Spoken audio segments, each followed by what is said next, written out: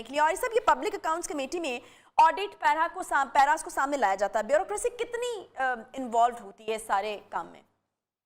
देखिए, जिस वक्त पब्लिक अकाउंट्स कमेटी तक वक्त आता है उस वक्त तक बहुत कुछ आगे गुजर चुका होता है। मतलब सबसे पहली बात तो ये है कि जिस वक्त एक बजट पास होता है तो असेंबली का जो ताल्लुक खत्म हो जाता है, वो बजट जो है महकमों को दे दिया जाता है। अच्छा। महकमे पूरा साल लगा के उसको खर्च करते हैं।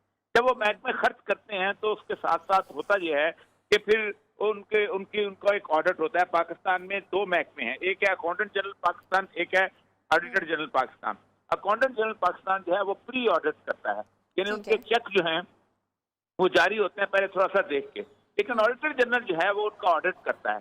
अब ऑडिट करने के बाद एक रिपोर्ट बनती है, वो रिपोर्ट जाती है सेक्रेटरी के पास महकमे के, उसको कहते हैं डिपार्टमेंटल अकाउंट्स कमेटी।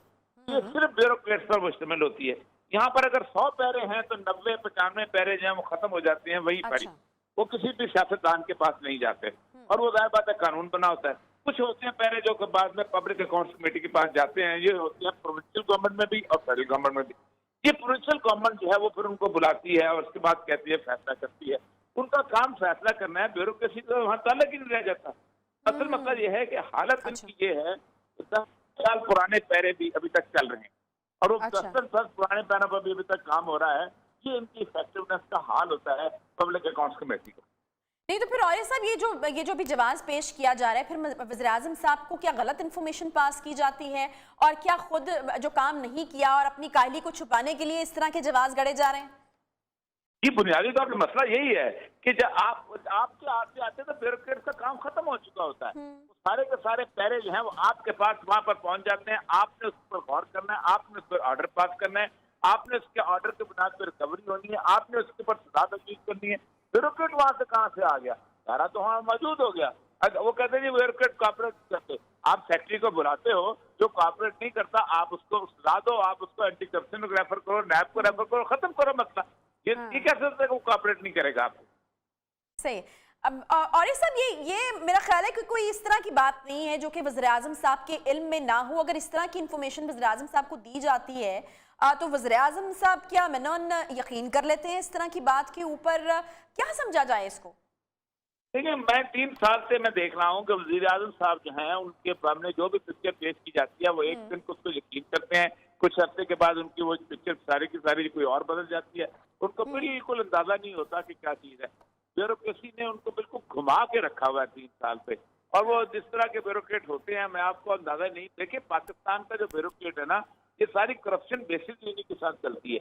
आप खुद देखें कि अपना जर्नल है उसको 5 से 7 साल लगते हैं फाइल पढ़ते हुए, समझते हुए। और दूसरी बात ये होती है कि अपना जो पॉलिटिशियन है लेकिन उसको बिल्कुल समझ नहीं आती कि कैसे होना है। तो ये अब ऐसी सूरत हाल के अंदर आप खुद सोचें क्या हो सकता है। सबसे पहले तो ये बताएगा कि इस वक्त हुकूमत को मिनी बजट लाने की जरूरत क्यों पेश आ रही है? क्या IMF की तरफ से जो शराइत मिल रही हैं ये इतलाक उसी वजह से किया जा रहा है? देखिए, जो ओरिजिनल मुआहदा हुकूमत पाकिस्तान वजारत ख़जाना ने IMF के साथ किया था, वो उनके एग्जीक्यूटिव बोर्ड के साथ हुआ था और मार्च की 24 तारीख को हुआ था। उस वक्त हमारे वज़ीर ख़जाना साहब जो थे वो डॉक्टर हफीज़ शेख साहब थे। वहाँ पे हमने 3 बड़े वादे किए थे। एक वादा किया था कि बिजली की मद में 900 अरब रुपया इजाफी इकट्ठा किया जाएगा, 5 से 6 रुपए फी यूनिट बिजली की कीमत बढ़ाई जाएगी। दूसरा वादा किया गया था कि पेट्रोल और डीजल के ऊपर 30 रुपए फी लीटर इजाफी टैक्स लगाया जाएगा और उसके नतीजे में कोई 610 अरब रुपया इजाफी इकट्ठा किया जाएगा। और तीसरा बड़ा वादा ये था कि कोई 350 अरब रुपए के जो टैक्सेस हैं जिन पे अभी एग्जम्पशन दे रखी है, वो एग्जम्पशन वापस ले ली जाएगी। अब ये मार्च का महीना है, पाकिस्तान के वादे हैं IMF के साथ। अप्रैल में आपको पता है कि हमारे पास एक नए वज़ीर ख़ज़ाना साहब आ गए, शौकत तरीन साहब आ गए और उन्होंने ये कहा कि मैं बिजली के रेट भी नहीं बढ़ाऊंगा और गर्दिशी कर्ज़ात पे भी काबू पा लूंगा, मैं टैक्स भी नहीं बढ़ाऊंगा और मैं टैक्स के रेवेन्यू भी बढ़ा लूंगा। तो उसके ऊपर IMF ने उनको इजाज़त दे दी कि हम 6 महीने के लिए साइट पे हो जाते हैं, आपके पास जो जादू की छड़ी है उसको आप इस्तेमाल करें और जो आप वादे कर रहे हैं, दावे कर रहे हैं, उनको पूरा करके दिखा दें। अब वो 6 महीने गुजर गए और शौकत तरीन साहब की जो जादू की छड़ी है उसने काम नहीं किया। तो हम वापस आईएमएफ के पास चले गए और मजबूर हो गए जाने के लिए। और मैं समझता हूँ कि हमारी जो मुज़ाकराती स्ट्रेंथ थी, ताकत थी, वो कमज़ोर हो गई 6 महीने गुज़रने के बाद। और हम मजबूर थे कि आईएमएफ जितनी भी शराइत हमारे ऊपर लगाए, हुँ, अब हम उसको कबूल करना, मैं समझता हूँ कि बहुत ही ज़रूरी हो गया था। हुँ। मुझे यकीन है कि हुकूमत चाहती है कि पाकिस्तानियों को किसी तरह रिलीफ़ दी जाए। अच्छा। शायद इलेक्शन की तैयारी में रिलीफ़ दी जाए, हुँ, वोट माँगा जाए उसकी बुनियाद के ऊपर। लेकिन अगर आईएमएफ का हिस्सा बनते हैं, उनके पैकेज में जाते हैं, तो हुँ, फिर आईएमएफ जो है वो किसी किस्म की रिलीफ़ की इजाज़त नहीं देगी। हुँ, अगर आईएमएफ में नहीं जाते, तो जिस तेज़ी से डॉलर्स के ज़खायर जो हैं वो गिर रहे हैं, अगले 12 महीने के लिए हुकूमत चलाना जो है वो नामुमकिन हो जाएगा। तो हुँ, हुकूमत बहुत डिफ़िकल्ट पोज़ीशन में है, हुँ। बहुत मुश्किल फ़ैसला करना हो।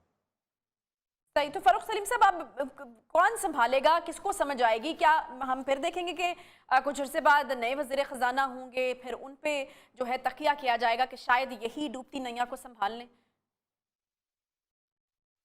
देखिए, दिस तो ओनली टाइम विल टेल। अगर तारीख आप सामने रखती हैं, तो पिछले 40 महीने जो पीटीआई की हुकूमत के गुज़रे हैं, हुँ, टेक्निकली औसतन 5 वज़राए ख़ज़ाना आए हैं और गए हैं। हुँ, तो आप समझिए कि 9-10 महीने मिलते हैं एक वज़ीर ख़ज़ाना को। और ये 9-10 महीने काफ़ी नहीं है कि हुँ, कोई पॉलिसी का माहौल पैदा किया जाए, कोई पॉलिसी बनाई जा सके। तो टीम जो है वो भी, मैं समझता हूँ कि पीटीआई कोशिश कर रही है कि तश्कील दी जाए। देखिए, ये किसी भी मुल्क की मईशत को कामयाबी से चलाने के लिए मैं समझता हूँ कि 4 फ़ेज़ेज़ होते हैं। पहले फ़ेज़ में आप टीम तश्कील देते हैं, हुँ, फिर वो कई महीने वो टीम बैठती है, मनसूबाबंदी करती है, हिकमत अमली बनाती है, प्लान सामने लाती है।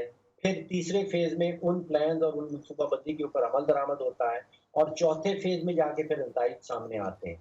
अब यहाँ पे तकरीबन 60% वक़्त जो है, वो पीटीआई हुकूमत का गुज़र चुका है। और हुँ। अभी मैं देख रहा हूँ कि अभी टीम तश्कील दी जा रही है, तो यानी कि हम तो पहले पीटीआई अभी मरहले में है ना फ़ेज़ अभी। 1 में अटकी हुई है।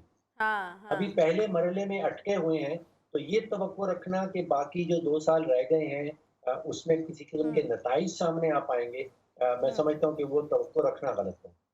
सही। अच्छा, जनवरी में के पहले हफ्ते में मिनी बजट पार्लियामेंट में पेश कर दिया जाएगा। लगभग 350 अरब रुपए के नए टैक्सेस लगाए जाएंगे। मज़ीद कितना बोझ और अवाम बर्दाश्त कर पाएगी? फ़ारूक सलीम साहब, इदारा शुमारियत के मुताबिक गुज़श्ता 21 महीने की बुलंद तरीन सतह पर है इस वक्त महंगाई। जी, आपने इन्फ्लेशन का रेट बताया 11.5%। मैं समझता हूँ कि उससे भी ज़्यादा इम्पोर्टेंट रेट जो दोबारा से पाकिस्तान ब्यूरो ऑफ स्टैटिस्टिक्स ने बताया है, हुँ, जो वो कहते हैं सेंसिटिव प्राइस इंडेक्स, जिसका मतलब ये है कि जिसमें तकरीबन 50 के लगभग जो ज़रूरत की अशिया हैं, जो आम हुँ, आदमी इस्तेमाल करता है, हुँ। उनमें जो महंगाई आई है वो 18% आई। अच्छा। हैरानकुन महँगाई है। हुँ, और एक और होलसेल प्राइस इंडेक्स भी वही हुकूमती इदारा बताता है, वो उससे भी ज़्यादा हैरानकुन है, वो 27% आई। होलसेल के ऊपर जो कीमतें बढ़ी हैं, वो 27% बढ़ी हैं, जिसका हुँ, मतलब ये है कि यही होलसेल वाली कीमतें जो हैं, ये अगले चंद हफ्तों में रिटेल के लेवल पे आ जाएँगी। हुँ। और इसका मतलब ये होता है कि रिटेल की लेवल के ऊपर कीमतें कम होने वाली नहीं हैं, बल्कि मज़ीद बढ़ने वाली हैं।